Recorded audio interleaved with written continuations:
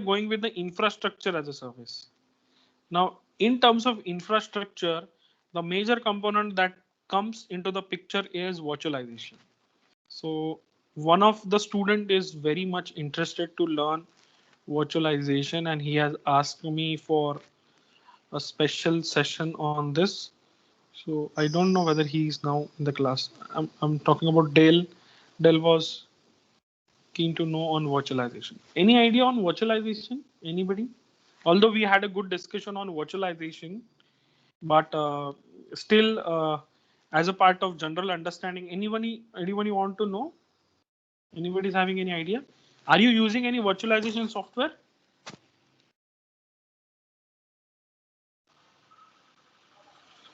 So VirtualBox. Very good. So there is a tool called as Oracle VirtualBox. I'm posting the link of the Oracle VirtualBox when we finish with this lecture. I want you to install it if you are not having it. Install it, and we can definitely. I will share some resources also to create your own virtual machines using Oracle VirtualBox. Okay. Now we will continue our discussion on virtualization. What is virtualization and how it works?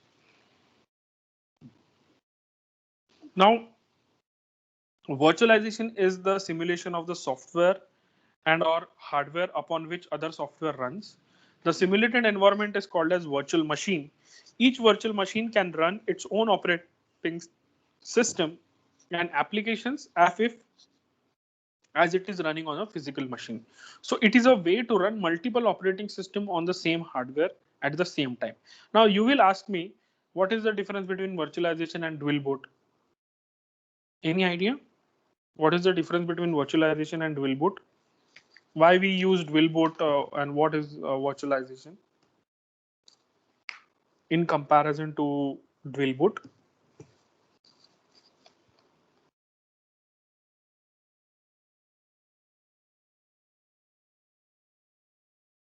So in virtualization, we can allocate special specifications of the hardware to the Hmm. operating system, Hmm.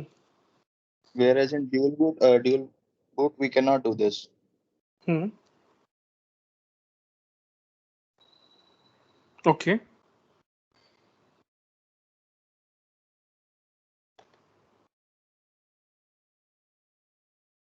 So one difference I can think of is that in dual boot you are like having a completely separate operating system, whereas in VirtualBox, you're actually running it on the same operating system. Okay. See, one of the main crucial advantage of virtualization is that you can run two machines at the same time. In dual boot, you can't run two machines at the same time.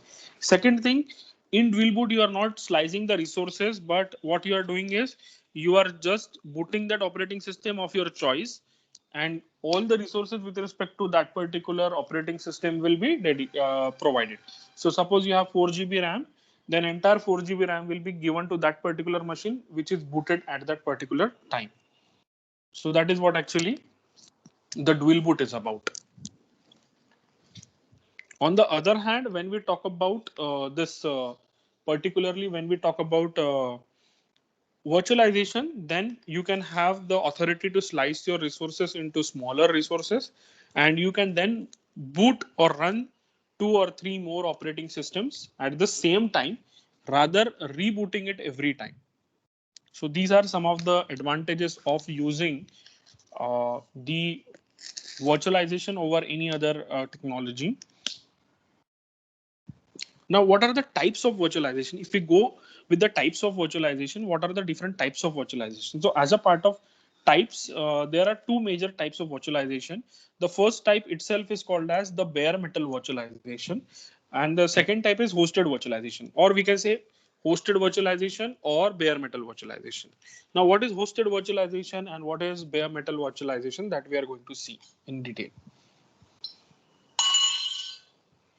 In hosted architecture, you can see there is a host operating system first installed as a piece. A piece of a software called as hypervisor or virtual machine monitor VMware is installed on the top of the host operating system. It allows user to run various guest operating system within their own application window. So we have VMware, Oracle Workstation, Oracle VirtualBox, VMware Workstation, Oracle VirtualBox, and Microsoft Virtual PC. Some of the good known examples of hosted architecture. So this is the hosted architecture. You can see shared hardware on the top of that host operating system, virtual machine monitor, application 1, application 2, and application 3, hosted virtualization. So what are the advantages and disadvantages of hosted architecture? Uh, some of the advantage and disadvantage include it is very easy to install and configure unmodified host operating system and guest operating system and run on wide variety of PC. On the other hand, performance degradation is there, lack of support for real-time operating system is there. These are some of the disadvantage. Now, bare metal virtualization is type 1 virtualization hypervisor or VMware is installed on the bare metal. So in this, type 1 hypervisor is directly installed on the VMM and it is installed on the bare hardware. VMM communicates directly with the system hardware rather than relying on a host operating system. So here you can see we have a good known example which include VMware ESX, VMware ESXi, Microsoft Hyper-V, and so on. Here you can see in bare metal virtualization, the bare metal virtual machine monitor is installed directly on the top of the hardware rather going anywhere. It is directly installed on the top of the hardware itself. Bare metal architecture is having following advantage and disadvantage. The first advantage include improve input output performance, support real time operating system. Disadvantage is difficult to install and configure and depending on the hardware platform. Now, virtualization techniques are software virtualization, which includes full virtualization using binary translation and para virtualization or operating system assisted virtualization. So, full virtualization, we can say bare metal, or we can have para virtualization where we are using some intermediate host operating system for like hosted architecture. We are having an intermediate host operating system. Now, it is a virtualization technique used to provide a virtual machine environment, which is a complete simulated for underlying hardware. All operating systems and applications which runs natively on the hardware can also be run in the virtual machine. The guest operating system need not be modified. Guest operating system do not aware the existing of VM, and each virtual machine is independent of each other. That is what actually full virtualization is about. We can see that by a good diagram. You can see here in type 2 hypervisor, we have host operating system intermediate, and then we have the virtual machine 1 and virtual machine 2. And here in the bare metal virtualization, we have no host operating system. Directly the virtual machine manager or VMM communicates with the hardware, and VMs have the management of the VM can be done with the help of type 1 hypervisor. Now, what is one thing that differs both this virtualization? Any idea? Any click?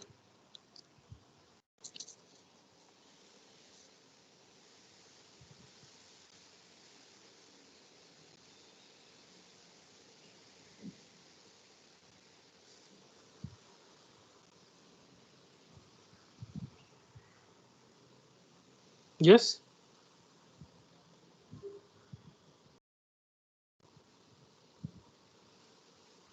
Sir, the hosted virtualization consumes more resources as compared to the bare metal because the Hmm. host systems need some resources and the VM will not get much resources.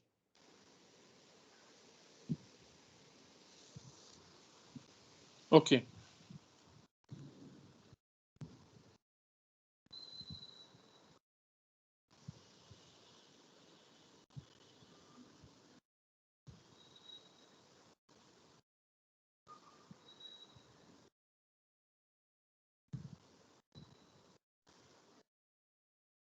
See, here what is happening that the performance of the virtual machines dependent on the performance of the host operating system also. Suppose you have installed a host operating system which is not capable of handling the virtual machine, then the performance might degrade because host operating system also needs some resources. But when we talk about the bare metal virtualization, there is no intermediate host operating system. So the entire performance of the virtual machines depend on the hypervisor rather than the host operating systems.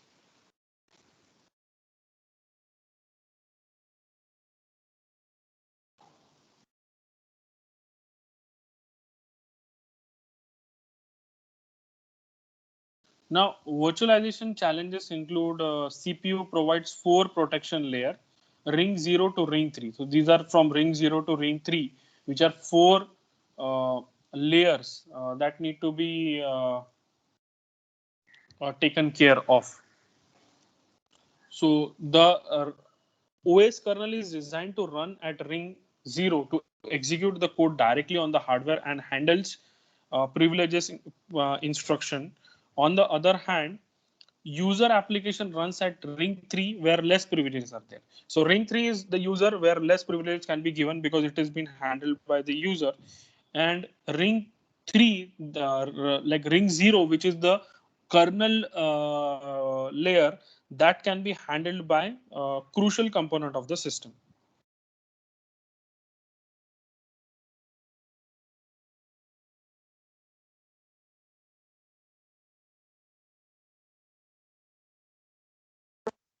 So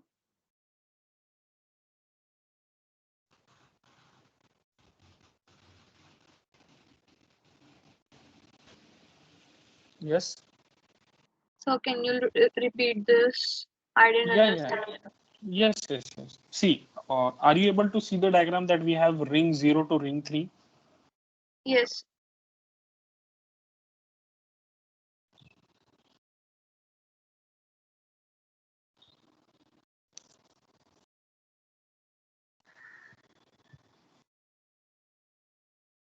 So what is this ring 0 to ring 3 are? Ring 0 means operating system and ring 3 means user app. Okay. So ring 0 is having more number of communications from the kernel side, and directly if kernel is being communicated, then if the user get the access to kernel directly, then there might be some hardware failure issues because user might modify some unnecessary resources or files or portion where it can damage to the entire system. So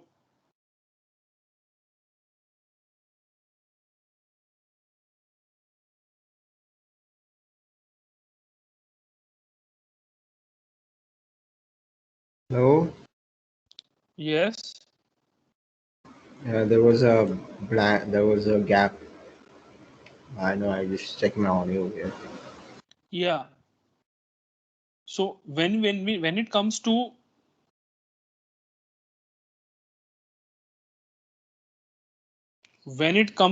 the user level privilege, or when it comes to the application level privilege, there need to be some segregation. See, when we have hardware access, then that hardware access need to be taken care only by the operating system, not to the user directly. Because if user get the direct hardware access, then user might land up in damaging the hardware, and that's why these rings are created, so that there can be a kind of a bifurcation what user can access and what operating system can access. So here ring 3 is given to user where he can do anything, and there is no direct execution on the hardware part, but operating system can request for any hardware related resources. See, in this particular diagram, you can see direct execution of the user and operating system request. So user cannot communicate with the host hardware directly, and that's why we have intermediate rings. And operating system can directly communicate with the hardware. Sir, but when you say hardware, that means this is each hypervisor, yeah? Because Yeah. It's yeah. each hypervisor which is there. Hardware means not hardware directly physical, but hypervisor which is there communicating with the hardware.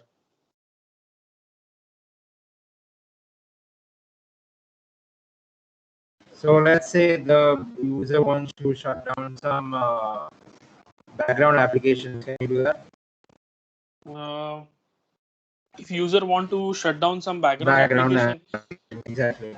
so if the user is having the privilege with respect to the rights on his application, complete authority on his application, he can do that.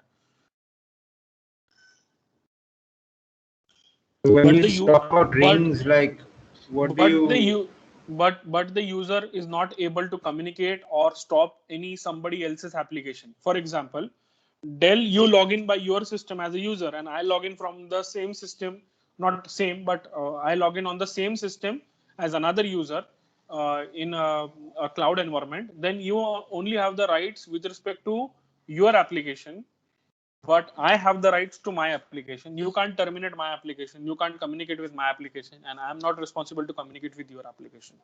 So is that like the job of the rings? Does the ring handle all Rings that? are here for managing the security levels. That what kind of security level can be given to what particular set of entity in the system. So the user is a entity which are not responsible to handle the hardware part. So he falls under ring 3, where an operating system is responsible to directly communicate with the kernel. So the operating system falls under kernel this ring 0. Why do we need rings itself when the whole thing is virtualized? Like the No, whole no, thing is a no. hypervisor. So why do we need to have rings itself? We can just See, have see, priority. Yeah. Dell, rings are for your understanding. What is the coverage of a particular user? Let me say that. Do you have the authority to shut down the Microsoft Teams server now? No, I have I have only like the call. I can only join and leave like the class or something like that. So Like, you falls under ring 3 now, correct? Because you don't have okay. rights, right? On the other hand, if I communicate to Microsoft Team and the one who is handling the data center and the Azure operating system of Microsoft, then if he want to shut down the server, can he shut down the server? Will be he responsible to shut down the server? Yeah. So You if he can do shut down that. the server, what will happen? No one will be able to access this or make calls or anything like that. Right. So that is ring 0, what he is having the control on, and the ring 3 you are part of. So, but that can be done by giving privileges also. Yeah. Why do we need Yeah. rings? No. A ring is not an application tool. It is just a way of presenting the privileges. The ring means a round circle. You falls under a round circle of domain of user, whereas the central circle is the circle where operating system resides. You might have checked the block diagram of computer system. In this, there is one round. Inside that there is kernel. Then second round when there is a Yeah. hardware. So Yes. like Yeah. that, those rings are. Don't get confused, Dell. Yeah. I understood this somewhat. Yes. Now see binary translation in virtualization, where ring 0 mostly represents and ring 0 mostly represents a guest operating system at ring 1, where more privileges than applications executing per space. Now VMM executes instruction by dynamically translating the instruction of guest operating system into a sequence of instructions appropriate to execute in real hardware. It executes the user level instruction directly. Now, full virtualization is having advantage and disadvantage, where security can be more. The emulation layer isolates virtual machine from the host operating system and application. Total virtual machine portability. So if you want to port your virtual machine from one service provider to some other service provider, you have the privilege to transport it. That is again a kind of a good advantage. Then run unmodified operating system. So you have a guest operating system which do not aware of being virtualized. Some disadvantages also there: performance degradation in hosted full virtualization, and hardware dependency is there in bare metal full virtualization. So, Yeah. so one thing, if this particular virtual machine is like you are porting it, then the whole environments get shifted, right? Yes. Yeah. There might be. So, Yeah. Okay, so it will be a part of migration itself. Yes. So applications of full virtualization like hosted full virtualization is used for desktop virtualization, where Microsoft Virtual PC, Oracle VirtualBox can be a good choice. Then with bare metal full virtualization is used for server virtualization, where Microsoft Hyper-V and VMware EXX can be used. And server virtualization is mostly used in cloud computing. So these are some of the applications that can be considered as a part of full virtualization. Now, implementation of the full virtualization required a hosted architecture where you need to have a good CPU. It can be anything. For an example, if you are taking your CPU, it can be Intel Core 2 Duo CPU with 2 GB to 4 GB to 8 GB of RAM, 160 GB to 200 to 256 GB hard disk, or it can be 1 TB hard disk also, and an operating system where you can put it. Implementation of full virtualization can be done with Microsoft Virtual PC, and you can just install it with a type 2 hypervisor and you can do it. But for installation, what we can do, I will share the link. I will share the link of Oracle VirtualBox, and if some of you want to use this, what we can say, Oracle VirtualBox, they can install and they can try.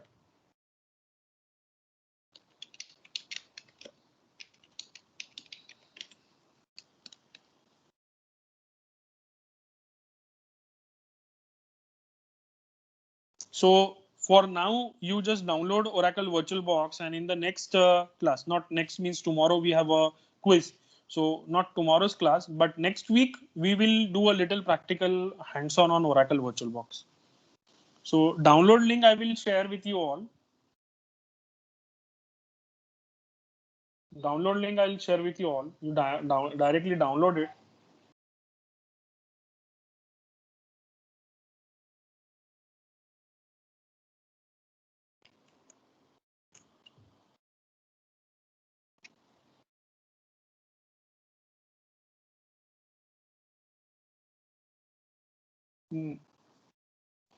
So I have shared the download link. From here you can download it.